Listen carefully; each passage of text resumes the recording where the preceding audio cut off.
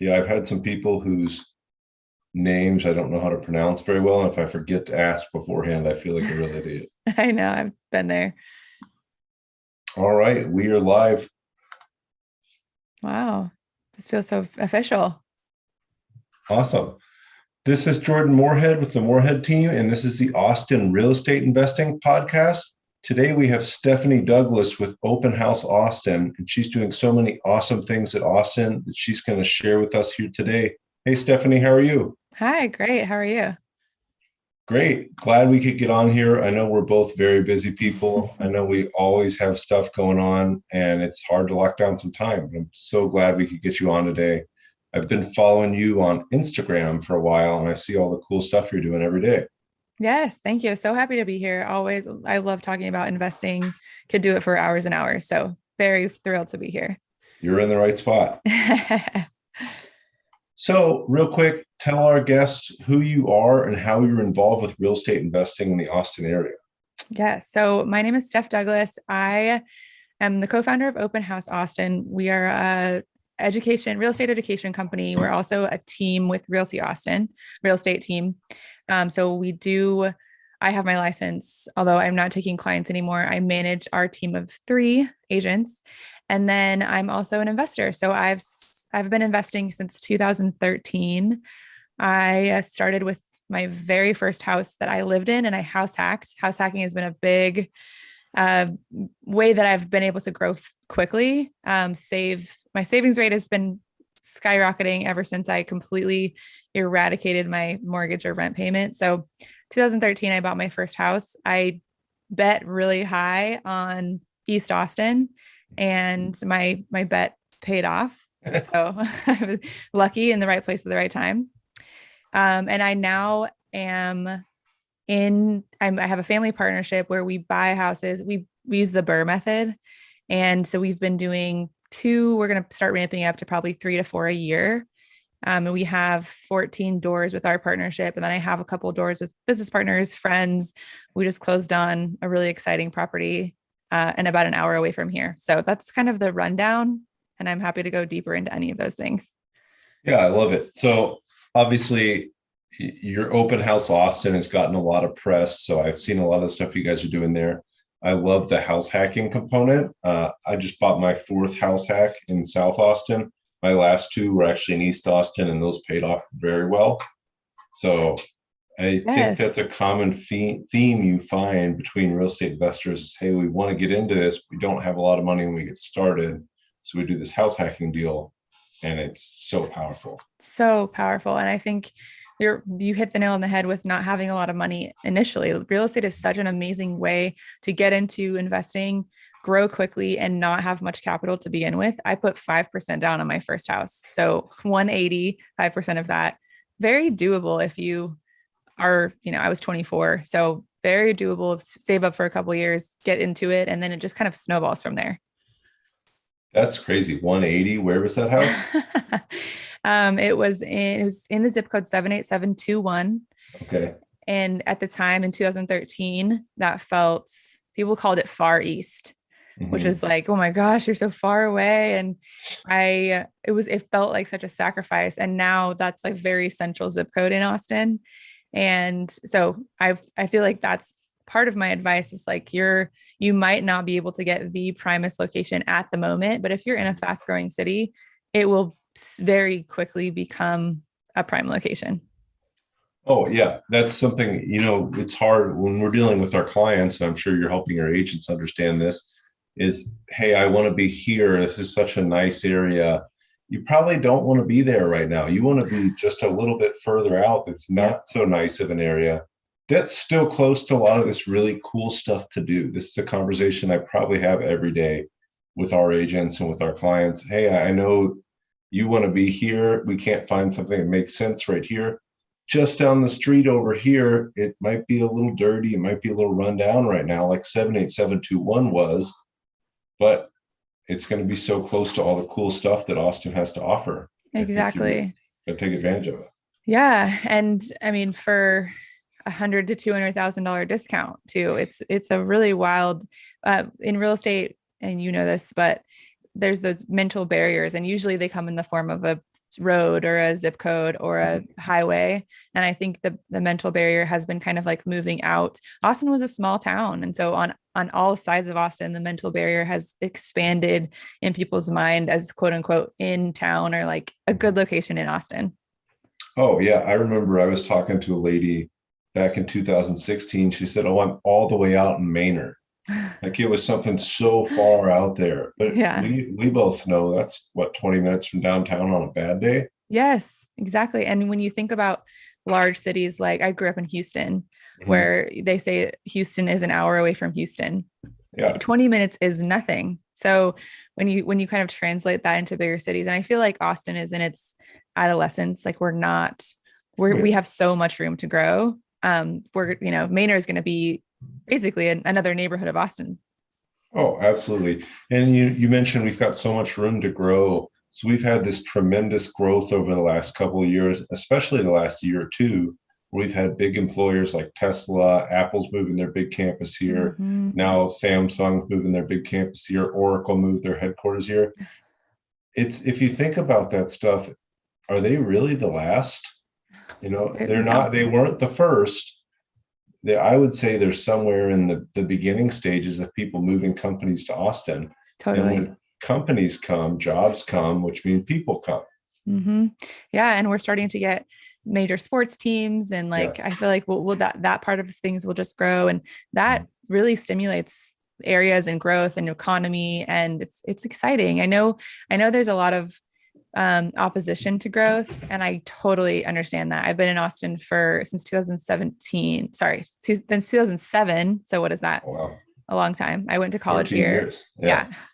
Yeah. And so I've seen it grow, and I think I could be one of those people that are mad about the growth, but I think there's big perks to having access to fun things to do, all the amenities. We have a soccer team. It's exciting to me. Hmm. Yeah, I love it. So I think my next question, you might have just answered it. Why do you choose to invest in Austin? So I know you're still doing deals in Austin, and correct me if I'm wrong here, but you've done deals outside of Austin. So why still invest in Austin with all this crazy growth? You can't buy $180,000 houses in 78721 anymore. Why not just give up and go somewhere else? Yeah, great question. I think when I first started, I bought in San Antonio, which is more affordable market. It's a larger city. It's more spread out, but it is significantly more affordable now, and it was back then as well. And it's an hour and a half away. It didn't seem like a long drive for me, but I was also an Asian. I had other things going on, and it's just my properties in Austin. I know Austin really well. I know if you tell me a street, it's like a 70% likelihood that I either know exactly where it is or like a general area. So invest where you know, I think is a big value for me. And even though the prices are higher, I can get there in 10 to 20 minutes max.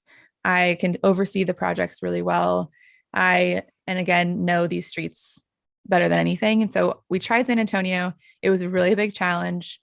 The rentals sat empty for longer than they should have. We were bleeding money for longer than we should have. And so I don't think long distance investing is impossible or even a bad idea. But for me, living in such an exciting, growing city, I think it's a more appealing and a easier. And then also I have control. I have a bigger upside if I stay in Austin and stay to what I know. Yeah, no, I love what you said there. So investing out of area isn't the worst thing to do, but because you're in Austin, you know everything about Austin. You know the certain things are going to drive the value of these homes up, or maybe help you profit in the short run a lot better. You just have more insider knowledge. And Exactly. I, I almost struggle to say this. I don't know that Austin is the best place for an outsider to invest. If you're from California or Seattle, you can invest here and make money. But if you're on the ground in Austin, you could probably do so much better than those people because you have all the insider knowledge. You know exactly what's happening. You know which areas are gentrifying. You just have a pulse on what's going on in the city. Exactly. There's also quite a few regulations around how you can rent your space out, how you can Mhm. utilize short term rental, long term rental. And those things are really hard. We both know that people are calling from California, Seattle, New York, trying to invest here. And it's a challenge. I think that if I were somewhere else, if I were in a really unaffordable market like LA, I would probably try for a not Austin, yeah, which Yeah. is hard for me to say too. It's like I would probably go to like a growing town in the Midwest. Mhm. Yeah. And also, you just don't understand anything about the housing in Austin. I've very commonly had people call me and say, well, where can I find a basement? Or what's with all this foundation problem? Why do all these houses have foundation issues? Foundation issues are really bad. You don't want foundation issues.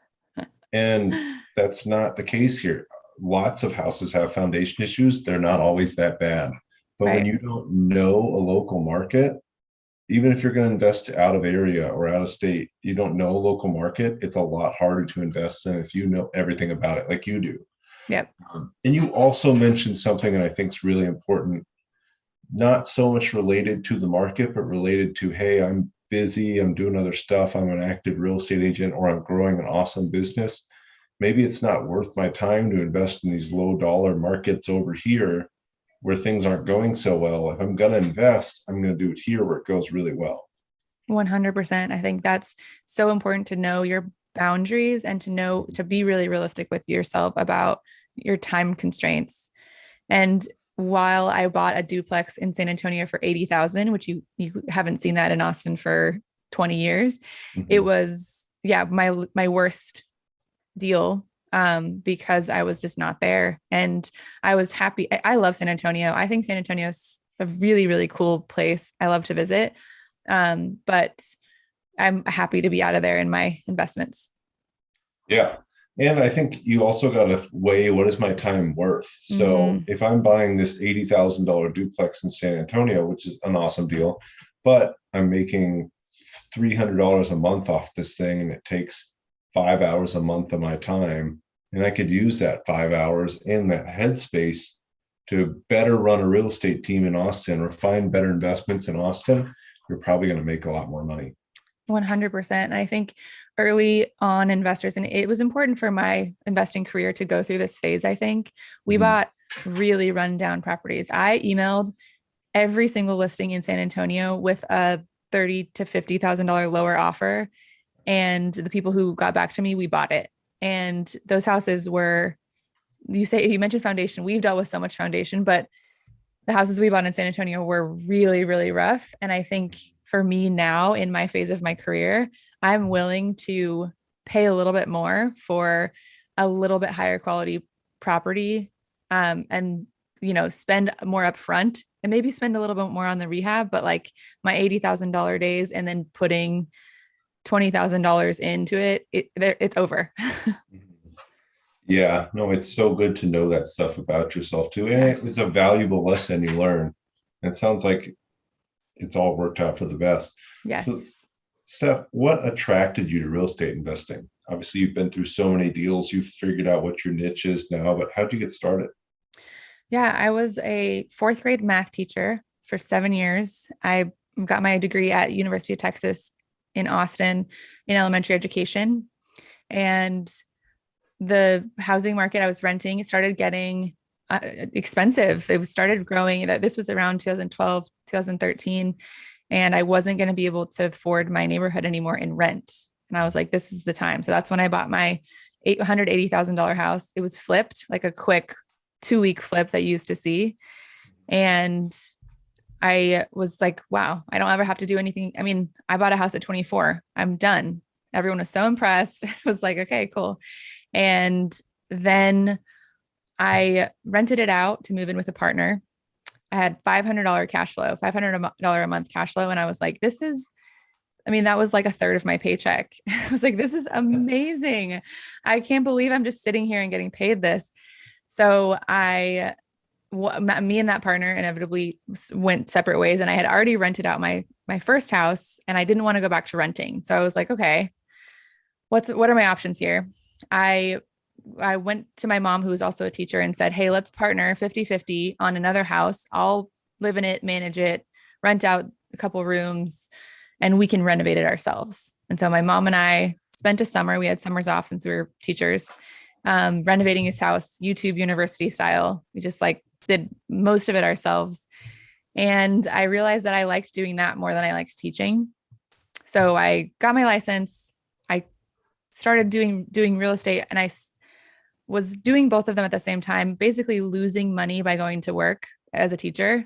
And so eventually, probably too late or later than I should have, I quit teaching, dove full time into real estate as a job. And then I just continued and continued to invest because I loved the freedom aspect of it, how quickly you could grow, and how that could mean ultimately schedule and financial freedom. Yeah. And it's just so much fun. It's so fun. No, that's an awesome story. So some of the more successful investors I know are actually former teachers. I don't know how that correlates, but I think it correlates in a couple ways. The teaching is really hard. And so people are always trying to find a more a rewarding, but also easier and more free. Like, teaching is restrictive in finances and in schedule. And it's like, those are my two biggest pain points. But I also think teachers are really resourceful. Like, they just know they have to use what they can. They have to be really creative when they approach a problem. They have to figure out how to manage 30 children. And I just think that's what it kind of takes to be a real estate investor. You're juggling a lot of balls, and you have to think on your feet. yeah, it's absolutely all about solving problems. If you can Yes. solve problems and if you can put up with solving other people's problems, you can do really, really well as a real estate investor. Yes, absolutely. So, speaking of problems, can you tell us about advice on, obviously, you already told us about advice. Don't just go for the cheapest house you can find. That's probably not the best thing to do. But do you have any other advice for how to avoid a bad deal or lessons you've learned along the way?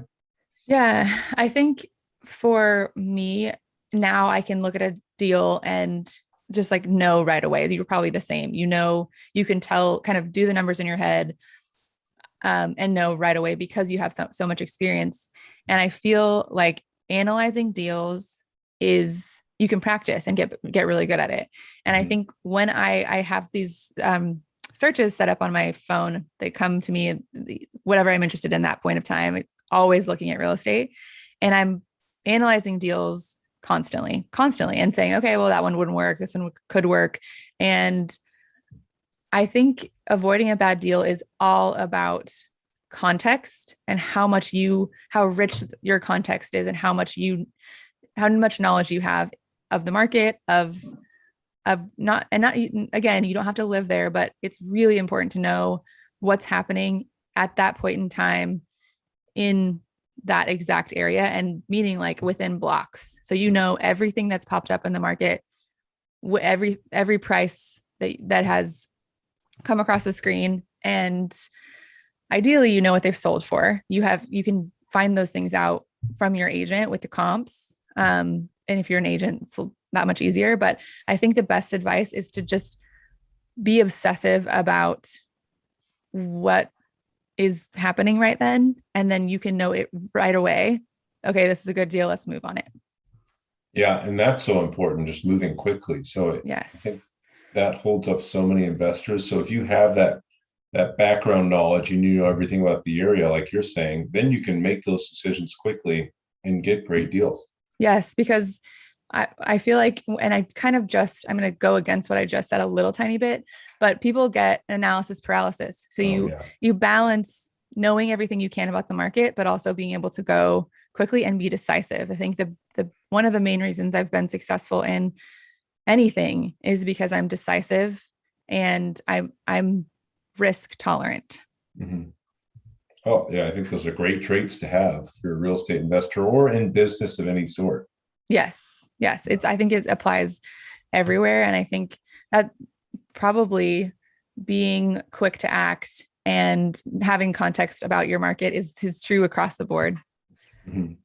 Yeah, yeah. Be quick to make decisions. And, I think it's scary to be quick to make decisions when you don't know the outs in the contract. So talk to your agent, figure out what are your outs when you get into a contract. We've got the option period here in Texas with financing contingencies.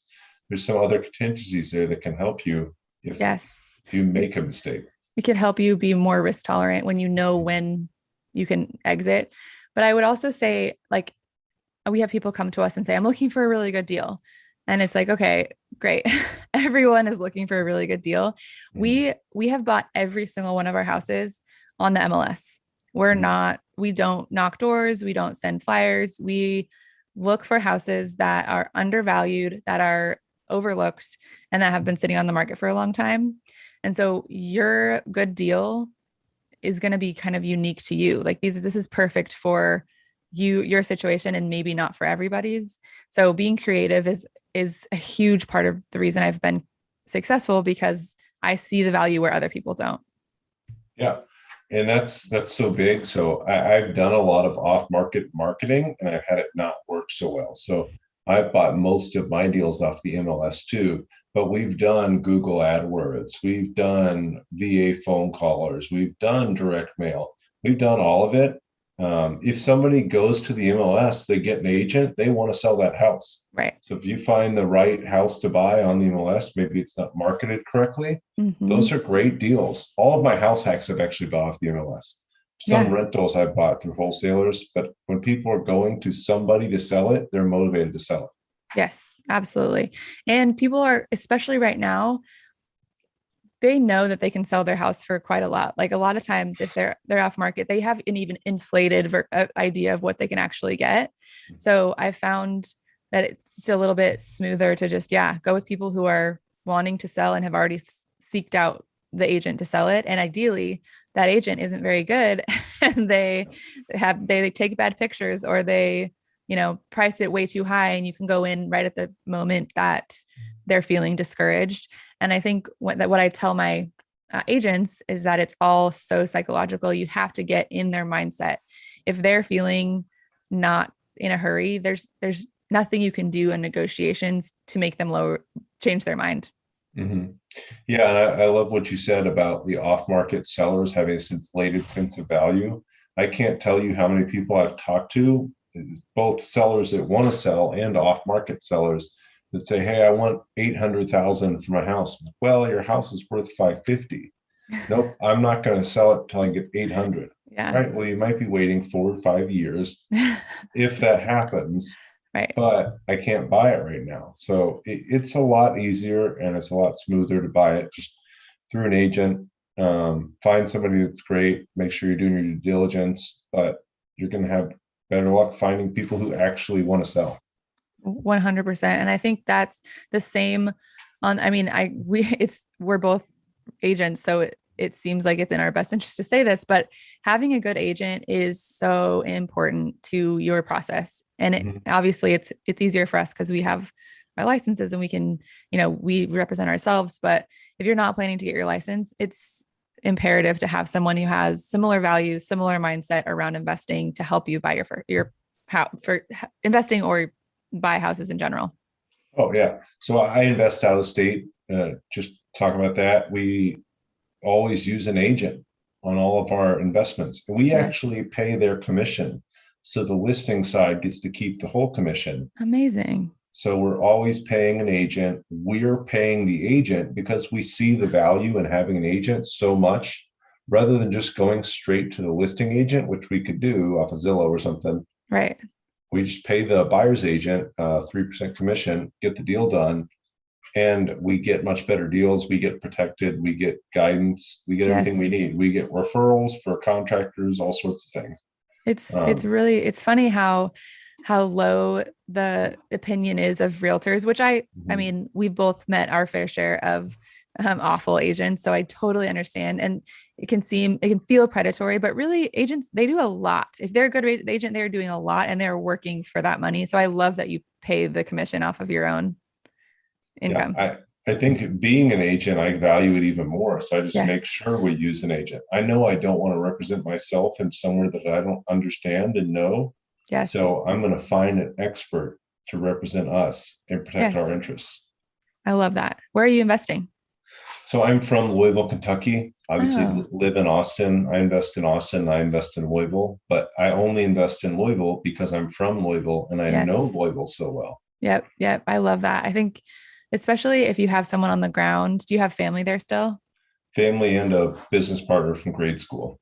It's amazing. That's another really, really good way to vet wherever you want to invest if you're not investing if you're not investing in your own city. If you Mhm. have someone there, it makes it 20 times easier.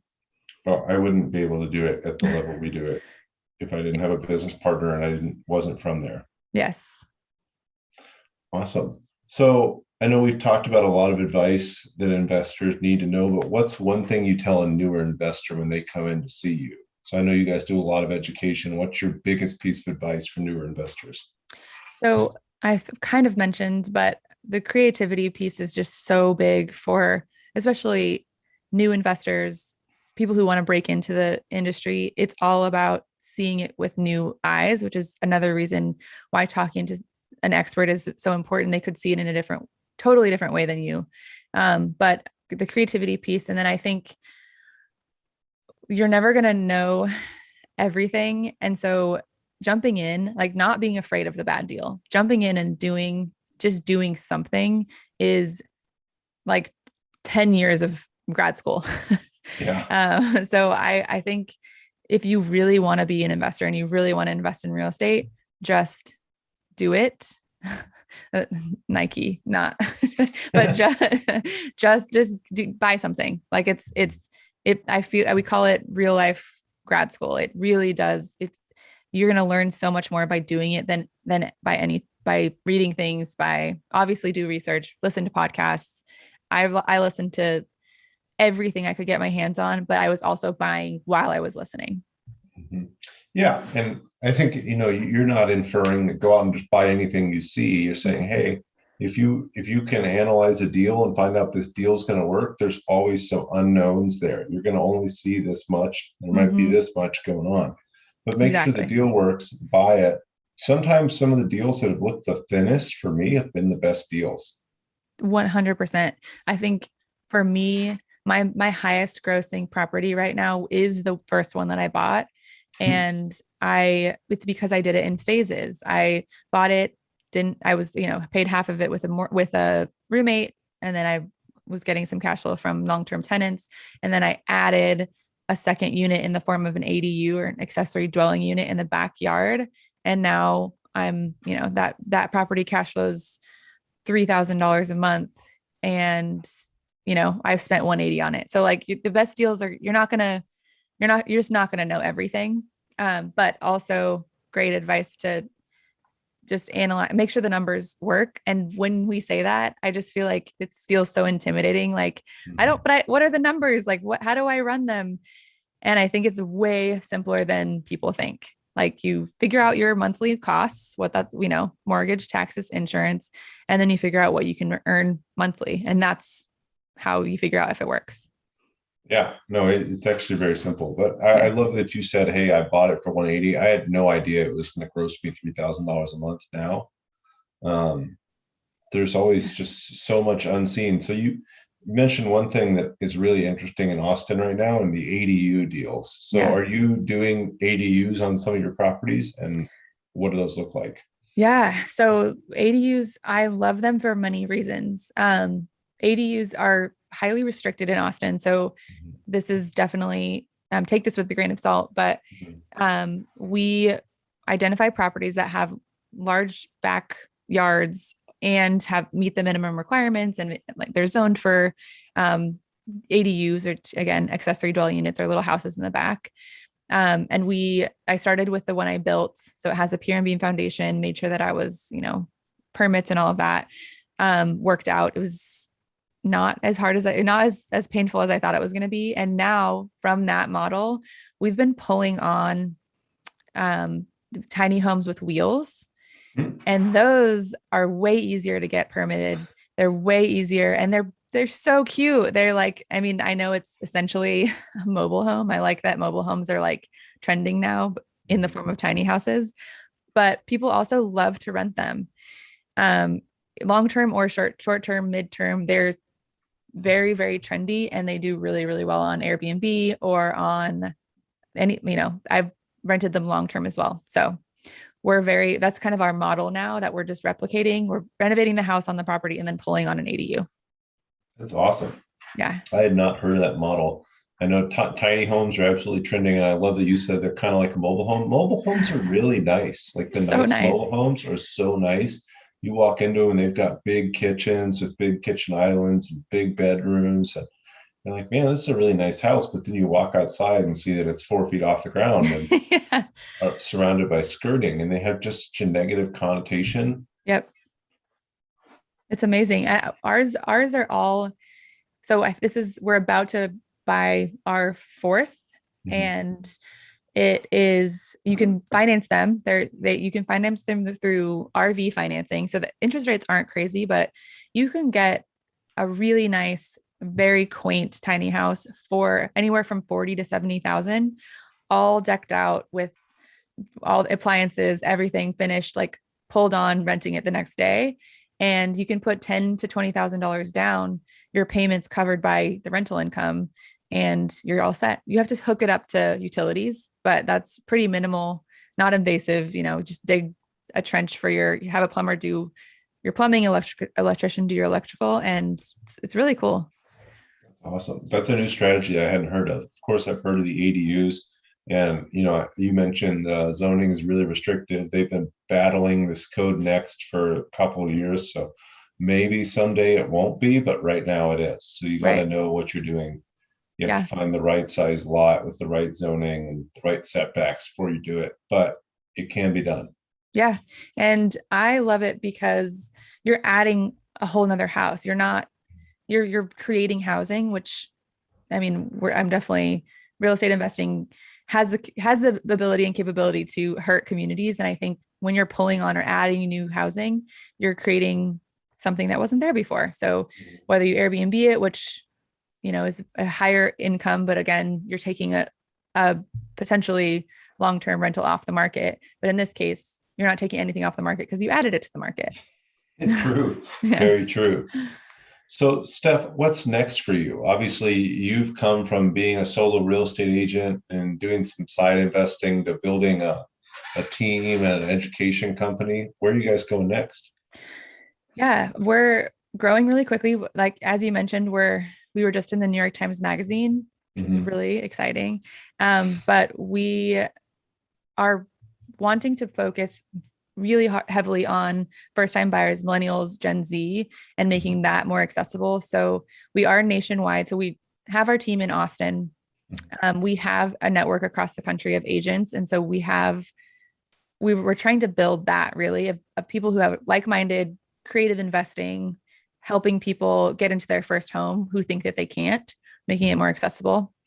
So that's where the company is headed, more national, nationwide, trying to like spread awareness of property ownership and how impactful it can be on wealth building. And then for my family, we are trying to get it so that me and my mom and we're not getting inheritances. We're none of us have any money coming to us or anything. We all started very like humble beginnings, and so Hmm. that we don't touch any of the money that comes into our LLC. It's all sitting there so that we can continue to do more deals, and then eventually that will be retirement for me, my mom, and my uncle. So that's a really fun, and it's like also we get to spend time together. It's like a very cute and lucrative operation over there. Yeah, that's Um, awesome. yeah. And then I believe so heavily in partnerships. I only have one property on my own. Sounds like you have a business partner too. Hmm. Um, and now I've found all of the success and I've been so lucky and I'm also very strategic, but I want my friends to come with me. So Hmm. I've been partnering with me and four of my friends just bought 23 acres in Gonzales County, which is an hour from Austin. And we are going to develop that into a little oasis for us to go to, and then also for Airbnb and eventually event venue, wedding venue, stuff like that. Oh, cool. No, I Yeah. love that. Partnerships seem so daunting at first, but once you get into it and you find the right partners, it's just so amazing. And you've pulled the whole family into it where everybody's growing and building wealth off of it. And everybody's going to be okay. So that's something I know everybody always talks about is I want to be able to take care of my relatives when I get older, and that's why I'm investing. You said, well, let's just take care of everybody right now and Yes, pull them in. absolutely. And I've been so lucky. My uncle, right when we started this, he just started becoming a mortgage lender. He's in California, but he Oh, cool. is a mortgage lender. My mom owns a short-term property management company, and I'm a realtor. So we kind of have this like amazing trifecta of the industry, and we've all kind of morphed to be that for each other, but it's a really, really good triad of skills. Yeah, well, that's a great partnership, even if you aren't related. Yeah, exactly. That's perfect. Yes. Steph, do you have a favorite business or mindset book that you like to recommend to people? Well, the classic Rich Dad Poor Dad. I feel like probably everyone says that, but and I know Robert Kiyosaki. I don't know. He's been potentially problematic. I don't know what's happening with him, but that book changed my life, and I read it, listened to it. I mean, I probably 5 times by now. Um, I got started on Bigger Pockets. Are you on Bigger Pockets? Yeah. Oh, yeah. Yeah, yeah. And that kind of opened my mind to there's another way. Like you don't have to just work until you're dead and retire with $3,000 a month. It's really exciting to me. I'm much more of the mindset to increase my income rather than be more frugal. Mhm. So yeah, Rich Dad Poor Dad and the Bigger Pockets podcast. We have a podcast, Open House Austin. Mhm. And that's been really fun for me to get on the other side of the education and podcast world. It's so fun. Yeah. So that was actually my next question. How can people get a hold of you, and how can people follow you and Open House Austin? Yes. So our podcast is Open House Austin, where women talk real estate. Me and my business partner. We are on Instagram at Open House _ Austin. My Instagram is Steph Invests. And then we're online at openhouseaustin.co. Awesome. And for anybody listening too, we'll have all that in the show notes. You can find Steph on Instagram. It's pretty easy to find. I'm sure if Yeah. you look her up on Instagram or Google Open House Austin, you'll absolutely find it. But we'll have it there just so you can click on it right there. Last question, Steph. Most important question I'm going to ask today. What is your favorite restaurant in Austin? So that is the most important question by far. I I feel like, and obviously not everyone is from Austin who listens to this, but this could also be a very popular and basic answer. But Uchi, just I've not had a better experience than Uchi. It's a sushi restaurant here in Austin by I think it's a top chef guy. Mhm. So I guess a follow-up question, Uchi or Uchiko? Man, I think Uchi for nice for like birthdays and special events, and then Uchiko happy hour is like amazing. You go there, you feel like so fancy, but also you're not breaking the bank. You're spending, $100 and you're getting an amazing meal. Yeah, so much amazing food here, but Uchi and Uchiko are some of the top ones we get. If you Yes. haven't tried them yet, you might have to make a reservation a few weeks out, but Yeah. it's absolutely worth going to. Wait, what's yours? My favorite, it's real basic. I love Uchiko, I love Red Ash, but my favorite just go grab food where I actually just was is Rudy's. It's so Oh, easy, yes. simple. It's good every time. It's like McDonald's. You're gonna get the same thing everywhere you go, but it's good barbecue, and it's just Yeah. kind of on the side of the road. Texas, that's a great Texas one. That you have to get barbecue if you come to Austin. Yeah. Yeah, you're probably going to want to go to some different barbecues than Rudy's, but if you're just looking for quick barbecue, go to Rudy's. Yeah. Salt Lick is my favorite barbecue. Salt Lake's good. Of course, all the different blacks are good. I Yes. love Style Switch personally. Oh yeah. Style Switch is great. Yeah. Man, barbecue's so good. You're going to get uh, off here and go get some barbecue. yeah, seriously. All right. Thank you so much, Steph. Again, guys, we will have all of Steph's information in the show notes. You'll be able to reach out to her. You'll be able to go to her website, but follow her on Instagram. She's always doing some awesome stuff here in Austin.